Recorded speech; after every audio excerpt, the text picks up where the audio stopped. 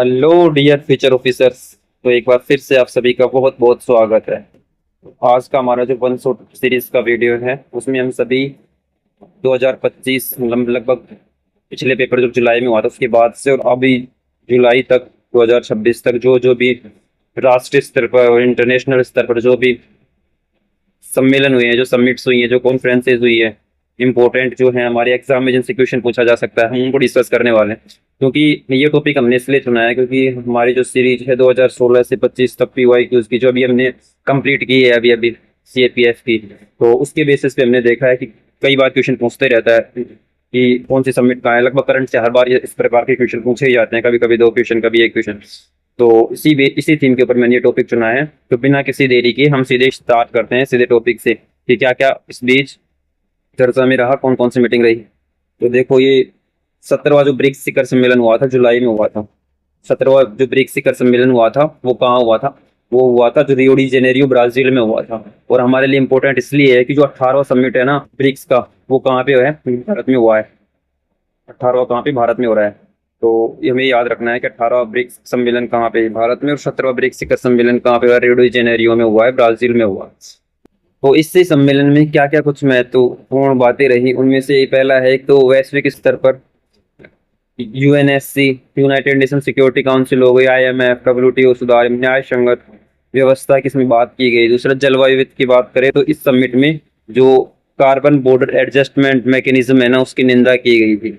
और BRICS carbon बाजार साझेदारी, एक नया ब्रिक्स कार्बन बाजार साझेदारी की बात की गई जलवायु के लिए वित्त इकट्ठा करने के लिए। शांति सुरक्षा, गाजा युद्ध विराम, गाजा मतलब जो इजराइल और गाजा के बीच में युद्ध चल रहा था ना, उसके युद्ध विराम की, आतंकवाद विरोध, अफ्रीकी समाधान की क्या की इसमें बात की गई। वित्त तकनीकी की बात करें, डॉलर निर्भरता को कम करने पर, BMC पायलट, AI प्रशासन एवं अंतरिक्ष परिषद बनाने पर इसमें मैं ये चर्चा का विषय रहा। और TB उन्मूलन साझेदारी स्वास्थ्य के क्षेत्र में 17वें जो ब्रिक्स शिखर सम्मेलन है उसमें चर्चा के विषय रहे थे। नया सदस्य, ये तो कई बार क्वेश्चन पूछ भी चुका है कि इंडोनेशिया है जो जनवरी 2025 में जुड़ा था। तो इसका जो लेटेस्ट सदस्य कौन है? तो इंडोनेशिया हो गया। ब्रिक्स में कितने टोटल अभी हाल फिलहाल में सदस्य हैं, ये आपको कमेंट बॉक्स में बताना है। 25वां नेक्स्ट हम जो SCO का शिखर सम्मेलन था 25वां, वो कहाँ हुआ था? वो हुआ था स्थान इसका तियानजिन चीन में हुआ था। ये तियानजिन चीन में हुआ था। और अध्यक्ष इसके सी जिनपिंग थे। अगली अध्यक्षता किर्गिस्तान के द्वारा होगी। तो 26वां जो मीटिंग होगी कहाँ पे होगी? किर्गिस्तान में। और 25वां कहाँ पे हुआ है? तियानजिन चीन में हुआ है। लाओस को भागीदारी का दर्जा मिला इसमें। अब कुल 27 सदस्य हो गए, सदस्य देश हो गए, जिसमें 10 तो सदस्य हो गए, 17 भागीदार देश। लाओस को किसका? सदस्य का नहीं, भागीदार देश का दर्जा मिला है। 10 तो सदस्य हैं और 17 क्या है? भागीदार देश है, भागीदार हैं इसमें SCO समिट में। तो टोटल कितने हो गई? 27 देश हो गए। पहलगाम हमले सहित आतंकवाद की निंदा की गई थी। इसमें दोहरे मानदंडों को खारिज कर दिया गया था, तियानजिन घोषणा जिसको नाम दिया गया। वहीं बहुध्रुवीय विश्व, भारत में वन अर्थ, भारत का जो एक इनिशिएटिव था ना, one earth one family one future, तो एक पृथ्वी एक परिवार एक भविष्य के अनुरूप बहुध्रुवीय विश्व की क्या की गई? बात की गई। इसमें आर्थिक एक तरफा प्रतिबंध विरोध में SCO विकास प्रस्ताव रखा गया। आर्थिक स्तर पर SCO विकास बैंक का प्रस्ताव रखा गया इस समिट में। तो ये SCO समिट थी जो जुलाई अगस्त के बीच में हुई थी। इसके अलावा आसियान की बात करें तो आसियान जो समिट था ना, 22वें नंबर का आसियान समिट हुआ था, वो कहाँ पे हुआ था? कुआलालंपुर में हुआ, कुआलालंपुर में। और क्या इसमें जो आसियान का 11वां सदस्य, जो लेटेस्ट सदस्य है, वो कौन सा है? Timor Leste. 22वां ये जो आसियान समिट कहाँ पे? कुआलालंपुर में। और तिमोर लेस्टे 11वां, या इसका लेटेस्ट सदस्य बोले तो तिमोर लेस्टे। इसकी कार्य योजना 2026 से 30 के लिए रखी गई थी इस समिट की। और समुद्री सहयोग वर्ष 2026, ये तो एक बार क्वेश्चन पूछा भी गया है कि 2026 किसके लिए, 2027 किसके लिए, 2025 वर्ष को क्या बोले थे? सहकारिता का वर्ष इस तरीके 2029 तक का पूछ लिया था। तो 2026 को समुद्री सहयोग वर्ष घोषित किया गया। AIT का समीक्षा, पर्यटन वर्ष 2025, देखो पर्यटन के लिए था 2025। नालंदा के दक्षिण पूर्वी एशियाई अध्ययन केंद्र को प्रस्ताव रखा कि नालंदा में, दक्षिण एशिया पूर्वी एशियाई है ना, दक्षिण एशिया का जो अध्ययन केंद्र के रूप में प्रस्तावित किसको रखा गया? नालंदा को। और फिनटेक को, सेमीकंडक्टर, साइबर सुरक्षा सहयोग को बढ़ावा देने पर 22वीं आसियान समिट में क्या हुई, बात हुई थी। इसके अलावा यदि हम बात करें एपेक की, APEC, ये इसकी मीटिंग कहाँ पे हुई थी, ग्योंगजू दक्षिण कोरिया, ग्योंगजू दक्षिण कोरिया में इसकी मीटिंग हुई। डिजिटल परिवर्तन एवं समावेशी विकास पर इसमें बल दिया गया। और जो एपेक AI पहल 2026 से 30 तक इसमें चलाई गई, तो कहाँ पे हुई थी एपेक, ग्योंगजू दक्षिण कोरिया, याद रखना, चीन दक्षिण कोरिया मुद्रा अदला बदली नवीकरण। इसके अलावा पुत्र जय विजन 2040 की पुष्टि की गई। इसमें बस आपको ये याद रखना है कि एक तो ऐसे ऐसे क्वेश्चन पूछ दे कि ग्योंगजू घोषणा किससे संबंधित है, तो कहाँ पे ये डिक्लेरेशन किया गया था, तो दक्षिण कोरिया, याद रखना। डिजिटल परिवर्तन एवं समावेशी विकास से संबंधित है। उसके बाद अगर नेक्स्ट समिट की बात करें तो वो थी गाजा शांति शिखर सम्मेलन। गाजा शांति शिखर सम्मेलन ये कहाँ पे हुआ था, मिस्र में हुआ। जो मीडिएटर देश था ना इसका, इजराइल और गाजा के बीच में युद्ध चल रहा था, तो इस गाजा में शांति शिखर सम्मेलन स्टार्ट किया गया। इसके सह अध्यक्ष ट्रंप और सह अध्यक्ष कौन थे, अल सीसी। और स्थान था इसका शर्म अल शेख, मिस्र, मतलब इजिप्ट में जाके ये वो हुई थी, ये मीटिंग हुई थी। 20 सूत्री शांति योजना प्रस्तुत की गई ट्रंप के द्वारा, जिसमें से कुछ मास निशस्त्रीकरण, अंतर्राष्ट्रीय पुनर्निर्माण इसमें शामिल थे। जबरन विस्थापन नहीं कराया जाएगा, फिलिस्तीनियों को नहीं हटाया जाएगा, इजराइल ने कब्जा करेगा, ये इससे कुछ मेन बातें थी। दो राज्य गारंटी नहीं, स्वतंत्र फिलिस्तीन राज्य को औपचारिक गारंटी नहीं दिया गया। और मानवीय सहायता, अप्रतिबंधित भोजन, दवा, ईंधन, युद्ध विराम का कार्यान्वयन किया गया कि वापसी से भोजन, दवा, ईंधन, और यहाँ तक कि युद्ध विराम की घोषणा की गई। किसमें, गाजा शांति शिखर सम्मेलन में। किसके द्वारा, डोनाल्ड ट्रंप के द्वारा स्टार्ट की गई थी। अल सीसी और ट्रंप इसके अध्यक्ष थे। और शर्म अल शेख मिस्र में यहाँ की हुई थी। भारत का इसको लेकर क्या रुख था, भारत का रुख था स्थायी शांति के अंतर्राष्ट्रीय प्रयासों की सराहना करना था कि स्थायी रूप से, स्टेबल रूप से क्या हो सके, शांति मिल सके, तो ये भारत का रुख था। इसके अलावा वर्ल्ड टॉयलेट शिखर सम्मेलन और G20 20वां G20 शिखर सम्मेलन की बात करें। अब आप सोचोगे कि टॉयलेट शिखर सम्मेलन जो यूपीएससी CSC है ना, उसका 2025 से शायद 24 का क्वेश्चन था, उसमें वर्ल्ड टॉयलेट समिट से क्वेश्चन आया था। तो कभी भी पूछ सकता है, CAPF में भी या किसी भी एग्जाम में भी, सिविल सर्विस। तो इसका जो हाल ही में शिखर सम्मेलन हुआ था वो नई दिल्ली में हुआ है। और स्वच्छता, इसका जो थीम थी ना, इसकी जो थीम, वो थीम क्या थी, स्वच्छता, गरिमा और ग्रह के लिए सामूहिक जिम्मेदारी। स्वच्छता, गरिमा और ग्रह के लिए सामूहिक जिम्मेदारी, नई दिल्ली में ये हुआ। और ODF प्लस फोकस, चक्रीय अर्थव्यवस्था पर फोकस किया गया। टॉयलेट पास है वह मैं साफ ही हूँ, मैं साफ ही अच्छा हूँ, ये अभियान चलाया गया। टॉयलेट पास है वह मैं साफ ही अच्छा हूँ, ये अभियान चलाया गया। ODF प्लस फोकस, ODF क्या होती है, ODF उन पंचायतों को घोषित किया जाता था जो पूर्णतः किससे, जो खुले में शौच मुक्त हो जाती थी, मतलब बाहर को सबके पास एक लेट बात होती थी, उसका यूज करते थे खुले में शौच में, तो उसके लिए ODF घोषणा की जाती थी। तो उस पर बल दिया गया और चक्रीय अर्थव्यवस्था पर बल दिया गया। नेक्स्ट क्वेश्चन, अगर 20वां जो G20 जोहान्सबर्ग में हुआ है, G20 का शिखर सम्मेलन कहाँ हुआ था, जोहान्सबर्ग दक्षिण अफ्रीका में हुआ है। और जो ये सम्मेलन बहुत इंपॉर्टेंट है, इसमें इस बार ना क्वेश्चन पूछ सकता है, क्योंकि एकमात्र ऐसी समिट थी अभी तक की ये जो कहाँ पे हुई थी, अफ्रीका में हुई थी। अफ्रीका का क्या था, फर्स्ट G20 शिखर सम्मेलन था। इसमें ना चीन, रूस, अमेरिका, ये शीर्ष नेता इसमें उपस्थित नहीं थे। इनके शीर्ष नेता जो थे, वैसे ही जो इनके जो शीर्ष नेता है ना, टॉप लीडर जो थे ना, वो तो उपस्थित थे नहीं, उनकी जगह कुछ उनके ही सह लीडर वो उपस्थित थे। किसके, चीन, रूस, अमेरिका के G20 शिखर सम्मेलन में। कहाँ हुआ, 20वां अफ्रीका में हुआ था। और 122 अनुच्छेद के तहत सर्वसम्मत घोषणा की थी। अफ्रीकी संघ की स्थायी सदस्यता स्वीकार कर ली गई और UNSC सिक्योरिटी काउंसिल में सुधार की बात कही। तो अफ्रीकी संघ की स्थायी सदस्यता इसमें शामिल कर ली गई 20वीं G20 शिखर सम्मेलन में। वही मिशन 300 2030 तक 30 करोड़ की बिजली, 30 करोड़ लोगों को बिजली, कहाँ पे, जो अफ्रीकी संघ है ना, उसके 20 करोड़ लोगों को बिजली देने की बात कही गई 2030 तक। ऋण राहत की बात करें तो 1.8 ट्रिलियन संकट के टाइम पे, मतलब 1.8 ट्रिलियन ऋण देने की बात कही किसको, अफ्रीकी संघ को। महिला सशक्तिकरण पर बल दिया गया। नेल्सन मंडेला बे लक्ष्य, एक टारगेट रखे गए नेल्सन मंडेला के नाम से, बे लक्ष्य, इसमें नीट 5% तक कम करना। तो ये कहाँ पे हुआ था, जोहान्सबर्ग दक्षिण अफ्रीका का पहला अफ्रीका का पहला G20 शिखर सम्मेलन था, तो आपको ये याद रखना है। और नेक्स्ट क्वेश्चन की बात करते हैं, इंडिया AI इम्पैक्ट समिट, ये बहुत इंपॉर्टेंट है क्योंकि भारत में ही हुई है, और क्योंकि ये तीसरी थी। एक बार फर्स्ट फ्रांस में, देन यूके में, और इसके बाद ये भारत में हुई थी। और इसका स्थान कहाँ पे था? भारत मंडपम है ना, नई दिल्ली, वहाँ पे हुई है। और विषय इसका जो थीम थी वो थी लोक, ग्रह और प्रकृति, प्यूपिल, प्लेनेट और प्रोग्रेस। ये थ्री पी इसकी थीम थी, 3P, प्यूपिल, प्लेनेट एंड प्रकृति। इसके अलावा सर्वजन हिताय सर्वजन सुखाय ग्लोबल साउथ का पहला प्रमुख AI शिखर सम्मेलन है। इसका भी जो मेन थीम था, ग्लोबल साउथ का पहला प्रमुख AI शिखर सम्मेलन, सर्वजन हिताय, सभी का सुख हो, सभी का हित इसमें सज जाए। तो कहाँ पे हुई थी? भारत मंडपम में। इसमें गिनीज वर्ल्ड रिकॉर्ड भी बनाया था इस समिट ने। कैसे? इसमें 24 घंटे में लगभग 2,50,946 AI जिम्मेदारी प्रतिज्ञाएं ली गई। कितनी? लगभग 2.5 लाख जो है ना, वो प्रतिज्ञाएं ली गई AI से रिलेटेड, और 24 घंटे के अंदर अंदर। तो ये गिनीज जो वर्ल्ड रिकॉर्ड है ना, उसमें ये दर्ज हो गया।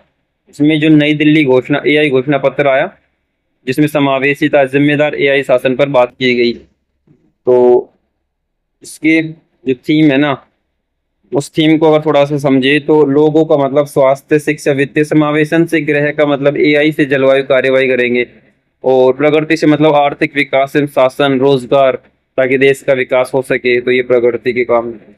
अब ये इम्पोर्टेंट है, मोस्ट इम्पोर्टेंट जो सम्मेलन है, COP30 कहाँ पे हुई है? बेलेम में हुई है। और बेलेम कहाँ पे है? ब्राजील में है। बेलेम ब्राजील में हुई, और बेलेम ब्राजील में हुई। इसमें 29 निर्णय लिए गए, और अनुकूलन वित्त जो था, एडप्शन जो फंड पहले से चला आ रहा था, उसको 3 गुना कर दिया गया। और टिकाऊ ईंधन के लिए बेलेम को 4 गुना प्रतिज्ञा, क्योंकि ये जो बेलेम था ना, ये अमेजन फॉरेस्ट है ना ब्राजील का, उसके आसपास के क्षेत्र में है, मतलब अमेजन के यही क्षेत्र में पड़ता है। तो इसमें फॉरेस्टों पर, वनों के विकास पर ज्यादा बल दिया गया। इसीलिए देखो, एडप्शन वित्त, जो अनुकूलन वित्त है, उसको 3 गुना कर दिया गया, और 4 गुना प्रतिज्ञा ली गई पहले की तुलना में। टिकाऊ ईंधन के लिए भारत का रुख क्या था? इसमें CBDRR, जो कॉमन बट डिफरेंशिएटेड रेस्पॉन्सिबिलिटी है ना भारत की, उन सिद्धांतों को प्रतिपादित किया। भारत ने अपने जो लक्ष्य है ना, वो उनको पुनः मतलब संशोधित करके इसमें प्रस्तावित किए। विकसित देशों से अनुदान आधारित वित्त, तो उसको बढ़ा दिया गया था इसमें, कि जो विकसित देश जो फंड दे रहे थे अनुदान के रूप में, ताकि विकासशील देश भी विकसित देशों की तरह ही कार्बन वगैरह का उत्सर्जन को कम कर सके, वनों को बढ़ावा दे सके। तो CBAM का विरोध किया गया। इसमें भी कार्बन बॉर्डर एडजस्टमेंट मैकेनिज्म जो था, जो यूरोपीय यूनियन के द्वारा लगाया जाता है, कि आयात के ऊपर, अगर आयात में अगर जिस चीज़ का आयात कर रहे हैं वो अगर ग्रीन एनर्जी से नहीं बना हुआ है, तो उस पर बहुत ज़्यादा टैक्स लगाया जाता है, या फिर उसकी व्यापार को रोक दिया जाता है। तो इसका विरोध किया गया इसमें भारत के द्वारा। अर्थ समिट की बात करें, इसके बाद होती है अर्थ समिट। 2025 में जो पृथ्वी समिट हुई है ना, वो कहाँ पे हुई है? गांधीनगर। 2025 की अर्थ समिट कहाँ हुई? गांधीनगर, गुजरात में हुई है।